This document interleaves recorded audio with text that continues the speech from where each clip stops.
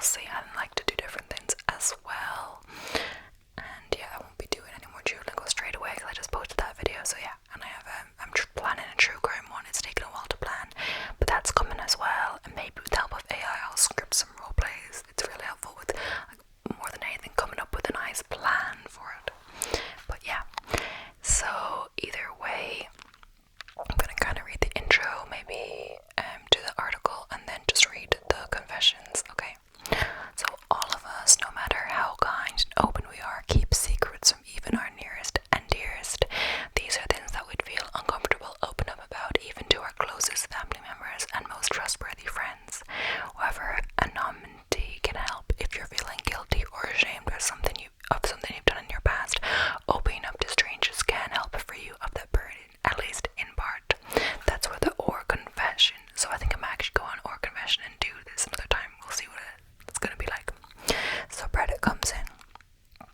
A massively popular online community with nearly 5.3 million members. It's just a safe place for everyone to admit your wrongdoings, acknowledge your guilt, and alleviate your conscience. Here, everyone's encouraged to be kind and courteous to one another. We've collected some of the darkest secrets from the sub and other similar communities around the net about the things that people deeply regret doing. You'll find their stories as you scroll down.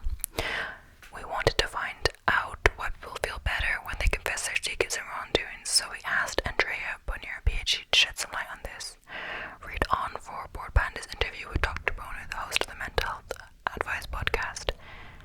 Package check and the bestseller of Detox. Your thoughts? I'm not sure exactly where that is, if it's going to be within the article or whatever, but I guess we'll see. So the first one is, I read this one, but I haven't read the other ones. I tell everyone the reason I do beekeeping as a hobby is because I want the honey and to help prevent colony collapse. The real reason I started is because my mother is extremely allergic to them and now she won't come near my home anymore. Wow. And someone replied, I totally understand. Oh yeah, that kind of article goes on, so I'm not sure if I should explain this bit, but might as well. If it gets too much, I'll start to skip it. So Dr. Bonnier explained to Board Panda why confessions make people feel better, as well as what we can do to be more empathetic towards others, even if our first instinct might be to judge them. The idea of confessing in order to absolve yourself of something has been around likely since the beginning of time, and has of course been incorporated into many religious traditions. By admitting to something we are doing, it can help us feel less alone with the secret and more accepted, even among strangers, rather than imagine that we'd be cast aside and rejected because of our secret. The host of Package Check told us, it helps validate that we are still acceptable as human beings and haven't driven everyone away. It also just typically helps to put words to our own experiences and feelings and to have someone bear witness to something difficult, which is part of why therapy can be helpful. And then the second one is, I slapped a child in the face and then shoved him off his scooter. I'm 25, and there's a picture of a smiling cat. So I have a beloved kitty named Pixie. The cat picture could either be his kitty or it could be just a random cat that the article writer put in. She was around 4 when I found her on the street. She had a rubber band tightened on half her tail. I spent 2 weeks feeding her until she was comfortable enough to let me near her. She didn't trust anyone. I took her in, cleaned her up, and got the dead portion of her tail amputated. After 5 years, she finally warmed up to people and she became so sweet and friendly. It took her years to be comfortable around strangers. Last month, she was out for a daily stroll around the neighborhood and immediately came back in through the kitty door 20 minutes later. Usually she's out and about for 2 to 3 hours. She had 2 small holes in her chest and one near her butt. She was completely frightened and was crying / meowing. She wouldn't even let me go near her in the first 5 minutes. I know for certain that she was shot with metal babies. I take her in my car and start driving to the vet, but took a quick detour around the neighborhood. I was going to take the long way to see if I could find the culprit. Sure enough, I see a kid on a scooter standing on his driveway with a CO2-powered BB gun aiming in the drainage cavity by the sidewalk. I see cats in there all the time. It was then I knew who the culprit was. I parked the car, got out, walked up to him and said, I'm telling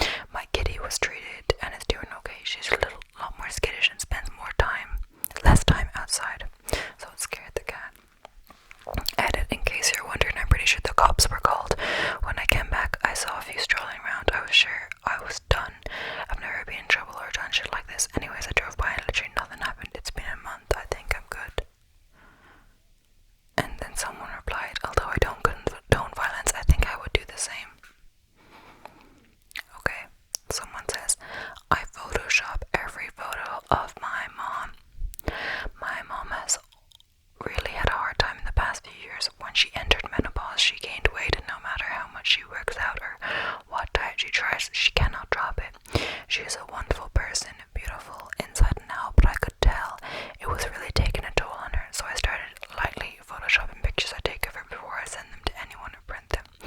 I just nip a little here and there, slightly reshaping and smoothing out a few wrinkles, nothing drastic but enough. Since I started this, she has started acting more confidently and stopped making negative remarks about pictures she's in. Just being pictures of everyone again has really helped. I've not told anyone and never will. And someone has 2 hearts. I don't know if that's the worst thing you've ever done. Like, it kind of seems nice in a way, but I'm sure like that's photos.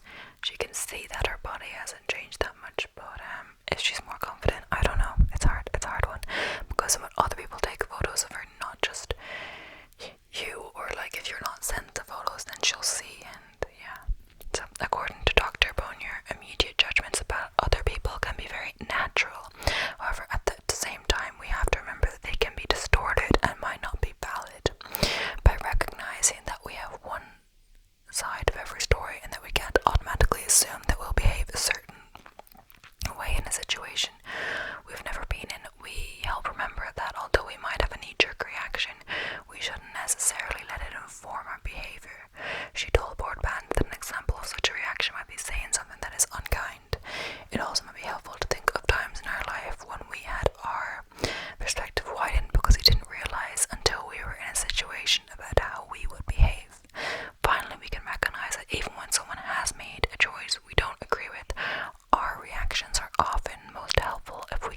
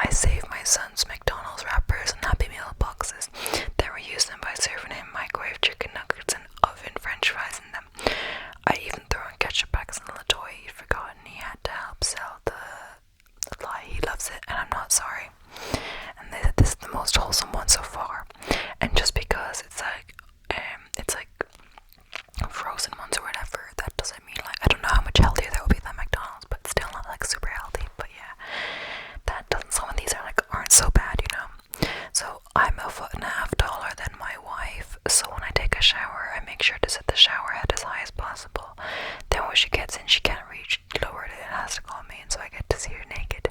She is said to realise that setting is too high for even me. Not that I can't see her naked pretty much any time, but still, it's the little things. And someone says, this one is kind of cute. Okay. The Or Confession subreddit was founded all the way back in 2008. Over the last decade and a half, it's become one of the most popular communities on Reddit. Members of the sub are encouraged to admit to illegal or immoral action that they've committed very intentionally. Mistakes or accidents don't count here. Moreover, you can only confess to things that you've personally done. You can't talk about other people's misdeeds. What's more, every poster has expressed regret for what they've done and be as specific and concise about what happened as possible. The moderator team running the community knows that they don't accept posts with limited content. The confessions have to be detailed and accurate. Confessing only the barest of snippets or most cryptic of details isn't the purpose of the sub. Understanding what you're confessing shouldn't be like pulling teeth. Context is important, they write. So just a bit of context about Or Confession. I fall asleep watching my boyfriend's YouTube channel so he gets more views on his videos because it makes me happy how excited he gets about more views. Oh, and someone says, that's sweet. That's how is that the darkest secrets, you know. I'm dying but haven't told anyone. Oh no. I was diagnosed with cancer a little over 2 weeks ago after a regular checkup. Turns out I have a tumour on my colon that has spread to other areas, liver and lungs so far, and will require extensive chemo and surgery for any chance to live longer than 8 months. I'm not having any treatment and I haven't told my wife because she'll only pressure me to get the treatment, which results in months of pain and suffering for a relatively small chance. Instead, I'm making sure our last few months together are filled with only happy memories. I'm starting work later and finishing earlier each day to make her breakfast in bed and take her on dates in the evening. My landlord, I rent my workshop from, has agreed to let me run my business rent-free for the next 6 months, which means significantly less financial stress and I can save a lot more. So she has something to carry her over afterwards. I hope she'll forgive me for taking this path. Someone says she will never forgive you for not telling her. Never. Oh my gosh. So yeah. Some of them weren't so bad before, but now it's getting sad, some of them. I hate my brain damaged sister. I can't believe I'm actually typing this out right now. It's making it feel very real. And before you say it, I know, I'm probably one of the worst human beings on this planet. Around a year ago, my older sister, 27, widowed mother of 2 boys, 8 and 5, decided to, against every single warning made, get drunk as shit and wreck her car into a rock embankment outside of her town. She was life-flighted to an ICU, spent weeks in a coma and awoke in vegetative state. In the past year, she has slowly began to see some progress. Because of the accident, I was forced to quit my job, leave my friends, move across the country, and back in with my parents to help to take care of her and raise my nephews. I love them dearly, but I have never wanted to have kids, especially not forced upon me like this. She had the mind of a child now, or she has the mind of a child now, argues about silly things, can't cook for herself, cries over everything, can't read, memory loss, partially paralyzed on her right side, has aphasia, and a list of other problems with me as her caregiver. She tells me how happy she is to be alive after such a bad car accident. I want to scream that I wish she would have died. Her boys are a wreck after losing their dad recently and now have a fucked up mom. My parents are spending all of their retirement savings for her treatments. I can see the years getting shaved off my dad and mom from stress. I don't treat her any differently. I still tell her stories and laugh with her and do my best, but I hate the way I feel when I look at her. Did you even think about your boys when you got in your car? She's smiling, completely ignorant to the pain she has caused to my entire family. So I guess that's it. That's my confession. I have a deep dark hatred and resentment for someone I love, and I will never let her know. Someone says, edit, I'm a female by the way, and some people have said pretty hard and cruel things, and I totally get it. But I already feel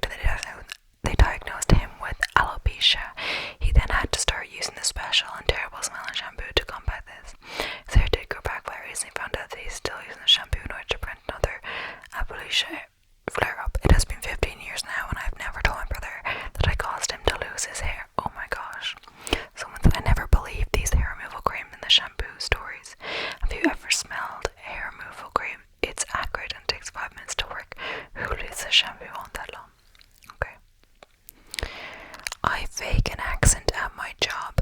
My heart is pounding writing this because I literally haven't told anyone. So I work at the store and I work on the sales floor, but before all that I was just one person interviewing for a position at the store.